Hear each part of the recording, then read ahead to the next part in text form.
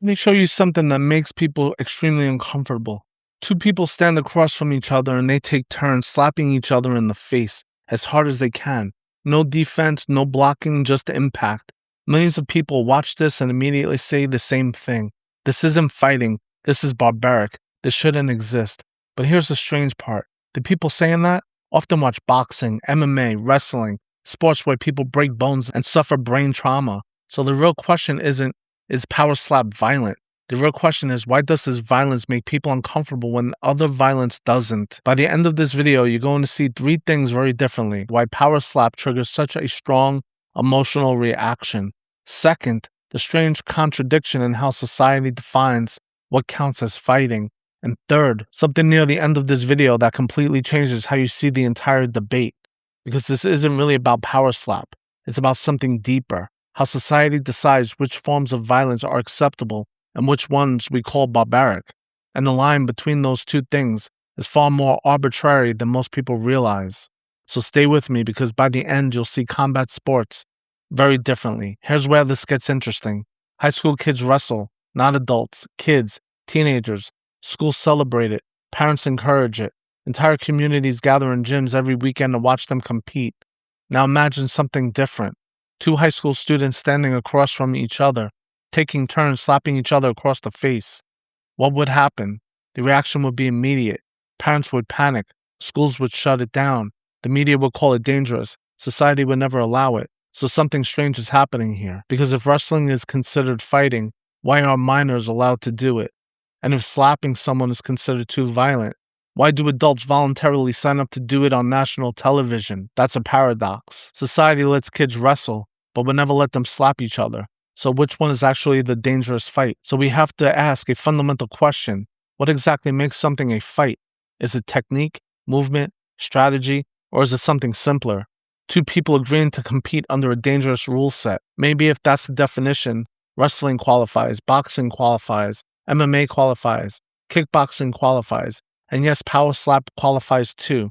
The rule set might be strange, but danger and consent are clearly present. If fighting is just two people agreeing to compete under dangerous rules, then power slap absolutely qualifies.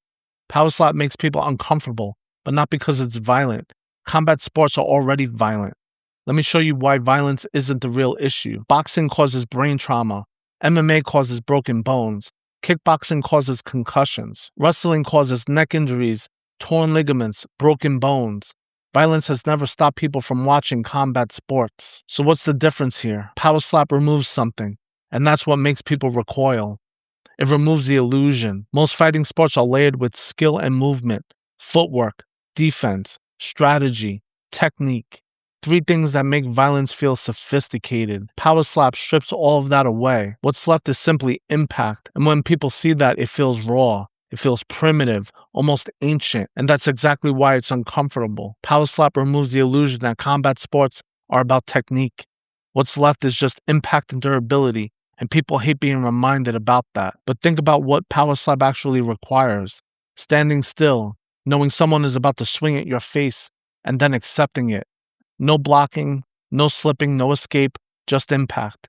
You might not like the rule set, but you can't deny the psychological reality. It takes courage, resilience, and mental toughness, traits that every combat athlete understands. In fact, let me ask you this.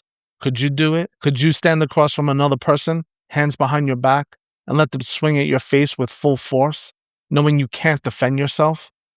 Most people couldn't stand still and take a slap, not because they're weak, because that requires a very specific kind of bravery. Here's the interesting part. Every combat sport started this way. When the UFC began in the 1990s, politicians tried to ban it. They called it human cockfighting, and they weren't kidding. Senator John McCain led a campaign to destroy it. States outlawed it. Sponsors refused to touch it. Television networks rejected it. It was considered barbaric, too violent, not a real sport. But today, MMA is one of the fastest growing sports in the world. Boxing faced similar criticism. So did bare-knuckle fighting. So did kickboxing. Every combat sport begins as something society rejects. Then over time, it becomes normalized. Every combat sport was called barbaric at first. UFC was human cockfighting. Now it's a global powerhouse. Power slap might be next. Now let's talk about who created this. Power slap didn't appear by accident. First, it was Slap Fight Championship. Then it was created by Dana White, the same promoter who helped turn the UFC into a global empire. He understands something fundamental about entertainment, that it's a spectacle. People are drawn to extreme moments, knockouts, explosive impacts, unpredictable outcomes, moments that go viral, holy shit moments.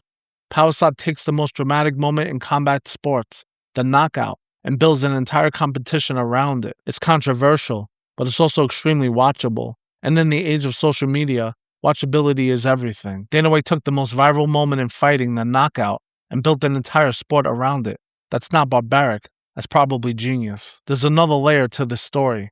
Modern sports compete for attention. Every league is fighting for the same thing. Viewers, clicks, engagement, viral moments, and Power Slap is designed perfectly for that environment. Short rounds, immediate impact, instant viral clips. Traditional combat sports takes years to build stars. Boxing careers span decades. MMA fighters need 10 plus fights to become known. Power Slap can create a viral star in 30 seconds. Traditional combat sports takes years. In the attention economy, speed wins. So maybe the real question isn't, is Power Slap fighting? Maybe the real question is, why do we accept some forms of violence as sport, but reject others? Is it danger, skill, tradition, or just familiarity? Is it danger? No. Wrestling causes serious injuries. Is it skill? Questionable. Power slap requires timing, technique, and durability. Is it tradition? Not really. MMA is only 30 years old and was just as controversial. So what is it? I think it's something simpler and more uncomfortable. Familiarity, something that's familiar. The difference between sport and barbarianism isn't danger or skill. It's just what we're used to seeing, what we're comfortable with, what becomes memory and repetition. Now here's the part I promised you at the beginning, the thing that changes everything. Power slap isn't new. Slapping competitions have existed for hundreds of years. In Russia, they've been doing this for decades. In Siberia, slap fighting is a cultural tradition. Villages compete. Champions are celebrated. It's been happening this entire time. The only thing that's new is Americans paying attention to it. So when people say power slap is a disgrace to combat sports, they're not criticizing the sport. They're criticizing the fact that it isn't being televised in America. That's not a sports debate. That's a cultural bias. Slap fighting has existed for centuries in other cultures. We only call it barbaric now because Americans are watching it. So in the end, this debate was never really about power slap. It's about something deeper. How culture decides what violence looks acceptable. Wrestling feels normal because we grew up with it. Boxing feels legitimate because it's been around for centuries. MMA felt barbaric 30 years ago. Now it fills arenas. Power slap simply removes the illusion. It strips combat down to something raw and uncomfortable. And when people see that, they react. But history tells us something interesting. Almost every combat sport started exactly the same way. First it was shocking, then it was controversial, then eventually it's normal. Power slap might disappear, or it might become mainstream. But either way, it reveals something important to us. What we call fighting isn't decided by danger. It isn't decided by skill. It's decided by culture, and culture changes.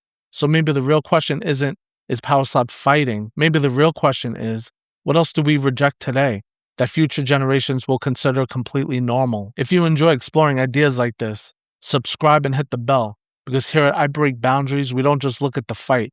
We look at the assumptions underneath it. Stay curious, stay fearless, and keep breaking boundaries. Let me